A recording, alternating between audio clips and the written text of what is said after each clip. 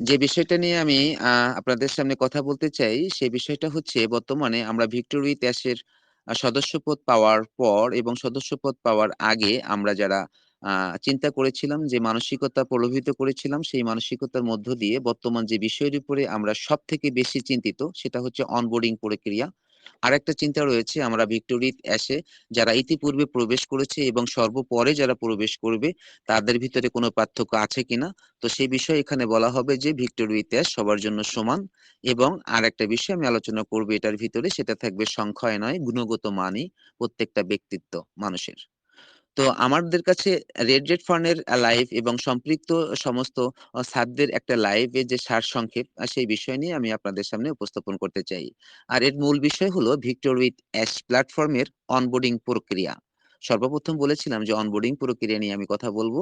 এখন আমি অনবোর্ডিং প্রক্রিয়া ইতিপূর্বে আমি ২ দিন অন্তত মিটিং করেছিলাম এবং সেগুলো আমার ইউটিউব লাইভ হয়েছিল। কিন্তু আজকে যে বিষয়টা বলবো সেখান থেকে একটু ভিন্নতা।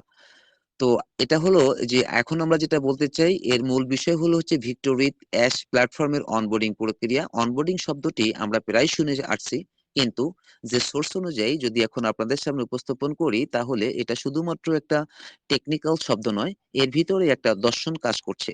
চলুন আজ এর ভিতরে গিয়ে দেখি সাধারণ লগ ইন করার চেয়ে ঠিক কতটা আলাদা বিষয়টি। ঠিক তাই, কারণ অনবোর্ডিং প্রক্রিয়া শুধুমাত্র প্রক্রিয়া না, এটা আসলে ব্যবহারকারীদের মানসিকতা এবং প্ল্যাটফর্মের নিজস্ব সংস্কৃতি তৈরির প্রথম ধাপ।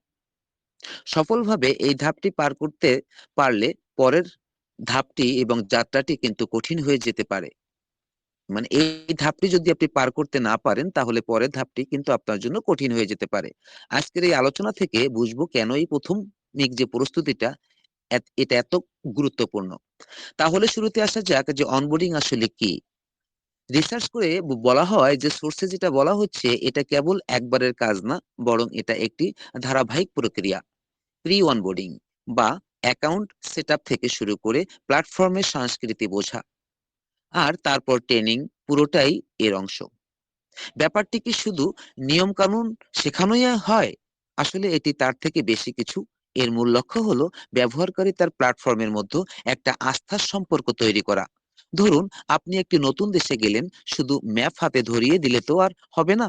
সেখানে তার ভাষা, সংস্কৃতি, কিছু নিয়ম কানুন সম্পর্কে একটা ধারণা আপনি যদি নেন তাহলে আপনার চলাফেরার পথ অনেক সহজ হয়ে যাবে। অনবোর্ডিং সেই কাজটি করে থাকে, ব্যবহারকারীকে প্ল্যাটফর্মের পরিবেশে স্বাবলম্বী হিসেবে তাদেরকে তৈরি করে। সোর্স এখানে বলছে যে এই বিষয়টি আমাদের কাছে খুব বেশি আকর্ষণীয় মনে হয়। বলা হচ্ছে কে কবে জয়েন করেছে সেটা এখন আর কোনো ব্যাপার না, সবাই নাকি এখনই ব্রেকি যে স্টকিং লাইন বা এটাকে বলা হয় যে শুরু দেখায় দাঁড়িয়ে আছে। এটা তো পরিচালিত ধারণা বা বিপরীত। যারা অনেক আগে থেকে প্ল্যাটফর্মের সাথে যুক্ত তাদের জন্য কি এটা হতাশাজনক? নয়, অবশ্যই হতাশাজনক। কিন্তু বর্তমান প্ল্যাটফর্ম থেকে যেটা বলা হচ্ছে, দেখুন আপাতত দৃষ্টিতে হতাশাজনক হতে পারে, কিন্তু এর পিছনের কৌশলগত কিছু বিষয় রয়েছে, সেটা খুব চিন্তিত। এখন প্ল্যাটফর্মটি একটি নিয়ন্ত্রণ পরিবেশে তৈরি করছে। এর মধ্যে কোম্পানিটি ২টি জিনিস নিশ্চিত করতে চাইছে। প্রথমত, ব্যবহারকারীরা আসল মানুষ কিনা, অর্থাৎ কেওয়াইসি প্রক্রিয়ার মাধ্যমে। কেওয়াইসি বা নো ইওর কাস্টমার প্রক্রিয়ার মাধ্যমে যাচাই করা হচ্ছে। মানে প্ল্যাটফর্মে প্রত্যেকটা ব্যবহারকারীর পরিচয় নিশ্চিত করছে, যাতে কোনো ভুয়া অ্যাকাউন্ট সিস্টেমের কোনো ক্ষতি করতে না পারে। আর দ্বিতীয়ত, সবাই কোম্পানির কোড অফ কন্ডাক্ট বা আচরণবিধি মেনে চলছে কিনা এ বিষয়ে কোম্পানি পর্যবেক্ষণ করছে। প্রশিক্ষণ শুরু হওয়ার আগে এই ভিত্তিটা তৈরি করা খুবই জরুরি হিসেবে মনে করছেন স্যার। এই যে নিয়ন্ত্রিত পরিবেশ আর নিয়ম কানুনের কথা বলা হলো, এখন থেকে তো স্বাভাবিকভাবে ব্যক্তিগত দায়িত্বের প্রশ্ন চলে আসে। কারণ নিয়মগুলো তো শেষ পর্যন্ত ব্যবহারকারীদের মানতে হবে, তাই না? একদম ঠিক বলেছেন। এখানে রেড ফানের সেই বিখ্যাত উক্তিটি আসে, বেবি সিটিং এর দিন শেষ। সিইও মিস্টার রাশিফার স্যারের প্ল্যাটফর্মটি আমাদেরকে বিনামূল্যে উপহার হিসেবে দিলেও এটি ব্যবহার করার দায়িত্ব সম্পন্ন আমাদের এখানে সবার। মজার ব্যাপার হলো যে প্ল্যাটফর্ম নিয়ন্ত্রিত পরিবেশ এবং ব্যক্তিগত দায়িত্ব, এই দুটো ধারণা আসলে একই মুদ্রার এপিঠ এবং ওপিঠ। ব্যবহারকারীকে স্বাধীনতা দেওয়ার আগে প্ল্যাটফর্ম নিশ্চিত করছে সেই স্বাধীনতার সঠিক ব্যবহার করার মানসিকতা আর পরিবেশ দুটোই তৈরি হয়েছে কিনা। অনেকটা গাড়ি চালানোর শেখার পরে যে লাইসেন্স দেওয়ার আগে যে ট্রাফিক আইন শেখানো হয় তার মতন আরকি। তার মানে হলো এখানে পরনির্ভরশীলতার কোনো অংশ রাখা হচ্ছে না। সোর্স বলছে নির্দেশিকাগুলি না পড়লে, কোড অফ কন্ডাক্ট না বুঝলে, না মানলে পরের ধাপগুলো করা সম্ভব হবে না।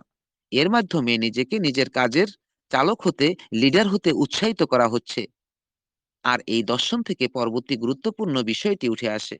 এখানে বলা হয়েছে যে সংখ্যার থেকে গুণগত মানের যে ব্যাপারটা রয়েছে, এই যে ব্যাপারটা হিসেবে তিনি বলেছেন যে এই বিষয়টি এবং সোর্স জোর দিয়ে বলতে চেয়েছেন যে অনেক অযোগ্য মানুষ জড়ো করার থেকে সঠিক মানসিকতার অল্প কিছু মানুষ নিয়ে কাজ করাই শ্রেয়।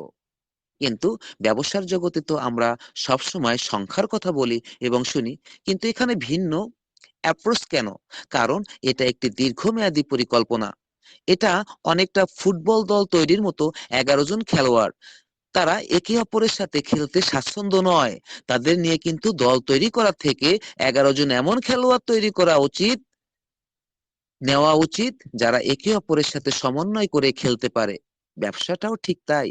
যারা আপনার লক্ষ্যের সাথে একমত, দায়িত্বশীল এবং বিশ্বস্ত, তাদের নিয়েই একটা সলিড বিজনেস বা মজবুত ব্যবসায়িক ভিত্তি স্থাপন করা সম্ভব।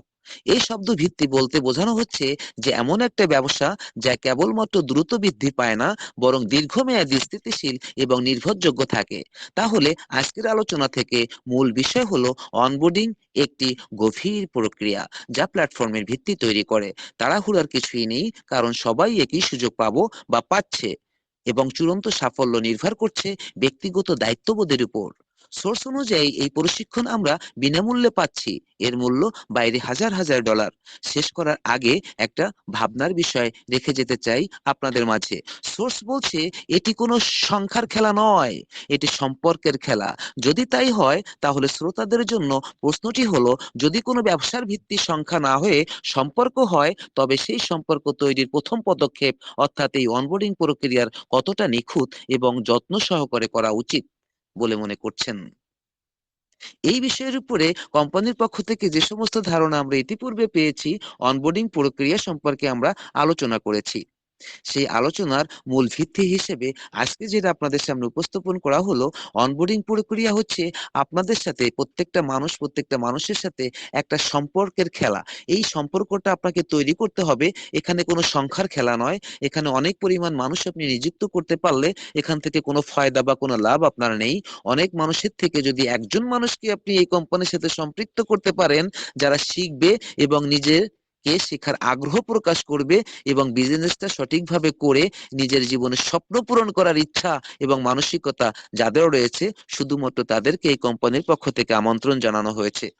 আমাদের নিজের ব্যক্তিগত অবস্থান থেকে আমরা কোড অফ কন্ট্যাক্টের উপরে ভিত্তি করে যখন আমন্ত্রণ করব, এত সুবর্ণ একটা সুযোগ যখন তার কাছে ফিরিয়ে আমি উপস্থাপন করব, যেটা স্যারের পক্ষ থেকে দেওয়া হয়েছে, সেই বিষয়গুলো তাদের কাছে সঠিক ক্লিয়ার ভাবে উপস্থাপন করার পর, সত্যতা এবং ন্যায্যতার সাথে তাকে সবকিছু বুঝিয়ে বলার পর, যদি ওই ব্যক্তি, তৃতীয় পক্ষের ব্যক্তি আপনার সিদ্ধান্তে উপনীত হয় এবং আপনার সাথে কমিউনিকেট করে, তাহলে আপনি মনে করবেন তার প্রয়োজন রয়েছে এবং সেই অবস্থান থেকে শিখতে চায় এবং বিজনেসটা করতে চায়।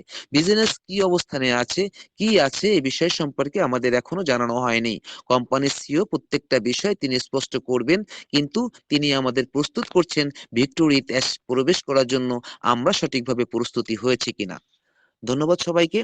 আজকের আলোচনায় এতটুকু ছিল।